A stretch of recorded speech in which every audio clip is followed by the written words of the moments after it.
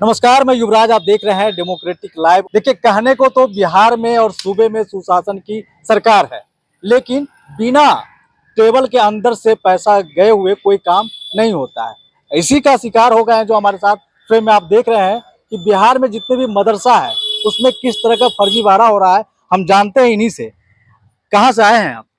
मैं कटिहार से हूँ। डॉक्टर इम्तियाज अहमद मेरा नाम हुआ जी, क्या फर्जीवाड़ा चल रहा है? फर्जीवाड़ा यहाँ बोर्ड से चल रहा है, मदरसे में नहीं। मैंने कि बोर्ड से इसलिए कहा कि जितने भी मेरे हिसाब से जितने भी गलत काम होते हैं बोर्ड से होता है, ना कि मदरसे से, है ना।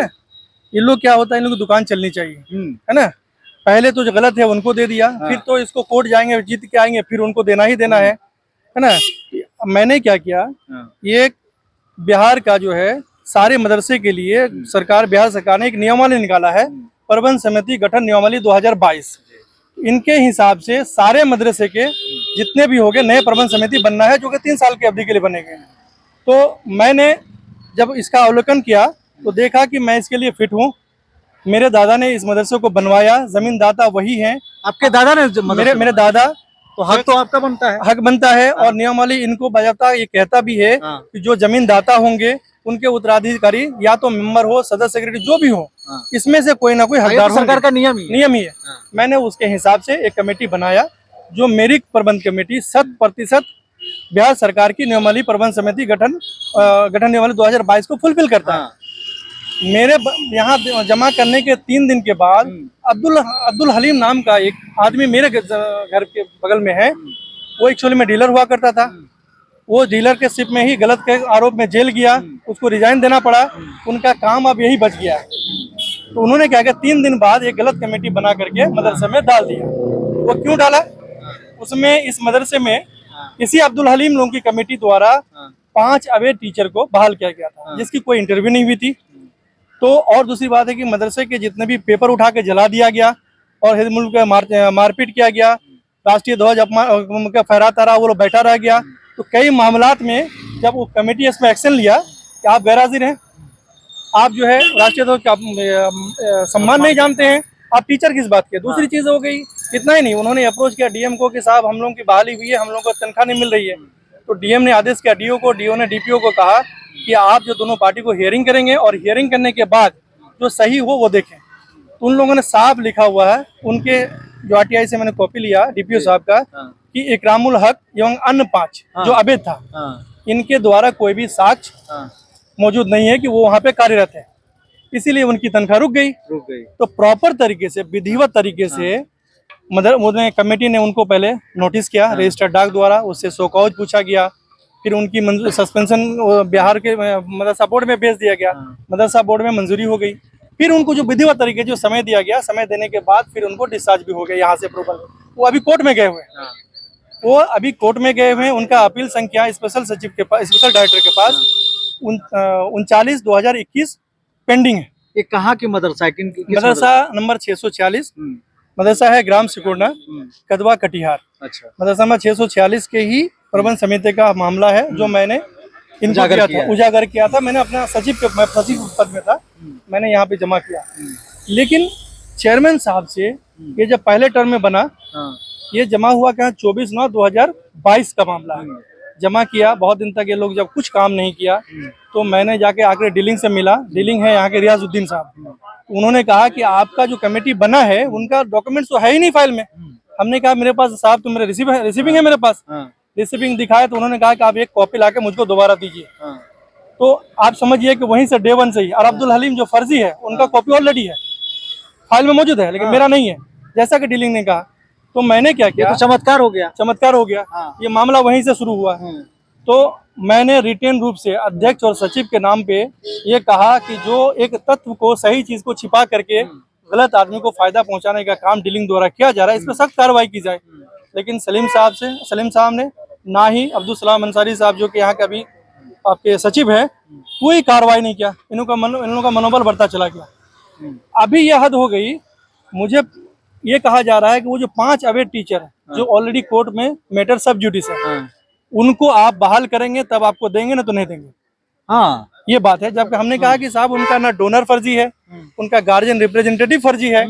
एचएम को, जो हेड मौलवी, उनको उसके मीटिंग में बुलाया नहीं गया, तो गार्जियन कहाँ से आया उनके पास प्रतिलिपि। एक टीआर है, टीचर रिप्रेजेंटेटिव, उसमें इकरामुल हक को लिया गया। इकरामुल हक तो 2017 सितंबर 2017 गायब है, कई संगीन मामले उसका आरोप है उसके ऊपर, वो अचानक कैसे कमेटी में आ गया? ये अब्दुल हलीम द्वारा बनाई गई कमेटी थी, फर्जी कमेटी थी, बोर्ड से मिली भगत करके। अफसोस की बात, मैंने जब अध्यक्ष महोदय को कहा कि ये अब्दुल हलीम की जमीन इसमें नहीं दी गई है, इससे पूर्व में भी अब्दुल हलीम ने फर्जीवाड़ा करके अप्रूवल ले लिया था। मैंने 19 दिन बाद जब अप्रोच किया तो फिर चेयरमैन साहब ने गौर फिक्र किया, अब्दुल कईम अंसारी साहब थे, तो मुझे लगता है वहां पे भी डीलिंग द्वारा छिपाया गया था। इनके नॉलेज में जब आया, ये संज्ञान लिए, करे ये तो अब्दुल आलम है ही नहीं, जो भी है डॉक्टर इम्तियाज या डॉक्टर जमील अहमद हैं जो इससे पूर्व में थे, जमील अहमद जो थे इनके ही दादा ने बनवाया है, उनको विड्रॉ करते हुए, दोनों को हियरिंग करके विड्रॉ करते हुए जमील अहमद को दे दिया। अब वो माने नहीं, वो चैनल में उसको चैलेंज किया गया, वो भी इसको बरकरार रखा कि जमील अहमद की कमेटी सही है। वही अब्दुल हलीम उसी केवाला का, फर्जी केवाला का रेफरेंस देते हुए दोबारा बना के दिया। और ये लोग, उनको सबसे बड़ी बात है कि ये आपके अध्यक्ष महोदय ने डीओ को लेटर लिखा कि जहाँ पे मदरसा स्थित है उसका असली भूमि दाता कौन है, इनसे संबंधित आप रिपोर्ट करा के हमको भेजिए। इनका रिपोर्ट अभी पेंडिंग ही है डीओ के पास। इसी बीच अब्दुल हलीम को जब लगा, सीओ साहब जब गए ग्राउंड पे, केवाला मांगा गया, वेरिफिकेशन किया गया, तो उनको लगा अब तो मेरा फर्जीवाड़ा पकड़ा गया, बस अभी डीओ के पास इनका अभी मतलब विचाराधीन है अभी रिपोर्ट।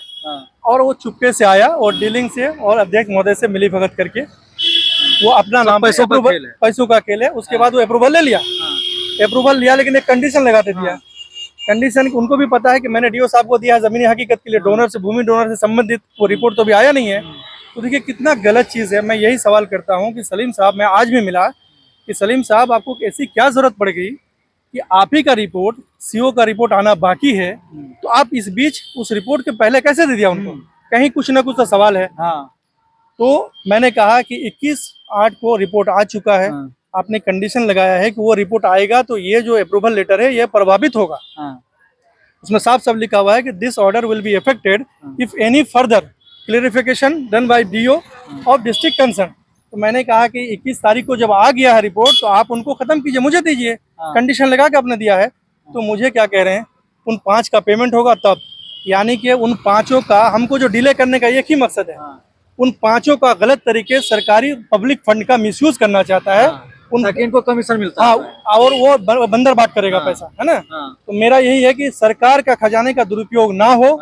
जो उसका मैटर सब जुडिस है कोर्ट में, वो कोर्ट से जीत के अगर आते हैं वो मिलेगा, अगर नहीं आते हैं तो वहीं पे बात खत्म। लेकिन मुझे प्रेशराइज क्यों कह रहा है कि उनको आप दीजिए? मैं कौन होता हूँ? नहीं, या आप कौन होते हैं जब मैटर कोर्ट में है? तो मैं यही आते आते मैं 11 मरतबा, आज 15 मरतबा मिल चुका हूँ। 15 बार मिल चुका हूँ। मैं पहले आजीएमएस में था तो मिल लिया करता था, अब मैं कटिहार में प्रैक्टिस करता हूँ। मैं आते आते थक चुका हूँ। तब मैं मीडिया भाइयों का मैं सहारा लिया कि ये चौथा स्तंभ है, यही मुझे इंसाफ दिलाएगा, इसी के जरिए से सरकार तक मेरी बात पहुंचेगी कि कंडीशन जो लगाया है उस कंडीशन को फुलफिल करने में आधे घंटे का महज उसको समय लगेगा। लेकिन कभी कुछ बहाना, कभी कुछ बहाना। 15 मरतबा जायज कमेटी के लिए क्यों आएगा और गलत को आप क्यों प्रोटेक्शन दे रहे हैं? यही सवाल मेरा है आपसे। यही सरकार से मैं निवेदन यही करूंगा। मैंने शिक्षा मंत्री महोदय को मैंने लेटर लिखा है, मैंने अल्पसंख्यक आयोग को मैंने लेटर लिखा है, मैं आप लोगों से भी अप्रोच किया कि मुझे इंसाफ मिले। आश्वासन यही मिला है कि इस पे कार्रवाई होगी, लेकिन कार्रवाई तो यहाँ से होना है। कार्रवाई यहाँ से। और सलीम साहब को हर एक चीज पता है। वो सिर्फ तरफदारी, वो 5 टीचर, अवैध टीचर जिसमें संगीन आरोप है, गैर हाजिर है, डीएम से हियरिंग करने के बाद भी उनको वो साक्ष्य नहीं जुटा पाया, उनकी हिमायत क्यों करते हैं? बहुत बड़ा सवाल है। और मुझे क्यों परेशान किया जाता है? बहुत बड़ा सवाल है। बस मैं यही अपील करता हूं। बिहार राज्य मदरसा बोर्ड पे सवाल खड़ा हो रहा है और सुशासन बाबू पर भी सवाल खड़ा हो रहा है, क्योंकि चुनाव का समय आने वाला है। और ऐसे में ये अहम मुद्दा रखता है, चूंकि जो इस्लाम धर्म में विश्वास रखते हैं और जो ज्यादातर नीतीश बाबू में आस्था रखते हैं, जो इस्लामिक लोग हैं, वो आप आरजेडी से कट के जदयू में विश्वास रखने लगे हैं। लेकिन ऐसे में चुनाव के समय में अगर ऐसा होगा तो नीतीश बाबू पर भी विश्वास करना लोग छोड़ देंगे, क्योंकि जो मदरसा में पैसों का खेल हो रहा है ओरिजिनल रोड पर है और डुप्लीकेट बोर्ड पर है। इस तरह का जो खेल हो रहा है, इस पर सख्त कार्रवाई करनी बहुत जरूरी है। जब तक जांच नहीं होता है तब तक इस पर कुछ न कुछ एक्शन लेना जरूरी है, क्योंकि इनके पास पूरा साक्ष्य है। ये पूरा देख रहे हैं, पूरा दस्तावेज ये लेकर के आए हैं पटना और कटिहार से आते हैं। बता रहे हैं कि 15 बार ये आ चुके हैं पटना में। ये जब डॉक्टर थे तो ये आते रहते थे, कोई दिक्कत नहीं होता था, लेकिन जब कटिहार से आना होता है तो कटिहार भैया पटना काफी दूर है। जो कटिहार गए होंगे उनको पता होगा कि कितनी दूरी है। तो जब कटिहार से आते हैं और यहाँ आकर के इनको जब अपनी बात करनी पड़ती है और उसके बाद भी इनकी बात को अनसुनी कर दिया जाता है, तो कितना दर्द होता होगा, कितना दुख होता होगा, ये समझने वाली बात है। इसलिए जल्द से जल्द इस चीजों पर कार्रवाई किया जाए और संज्ञान में लिया जाए इनका जो मदरसा है। और ये मदरसा सिर्फ यही का नहीं, पूरे बिहार का लगभग मदरसा का यही खेल हो रहा है। बंदरबाट हो रहा है, सरकारी पैसों का, कमीशन का खेल हो रहा है। जब तक इस पर सही से जांच नहीं होगा, खास करके बिहार का जो मदरसा बोर्ड है उस पर भी कार्रवाई होनी चाहिए। बाकी प्रतिक्रिया आप कमेंट बॉक्स में दे सकते हैं। धन्यवाद।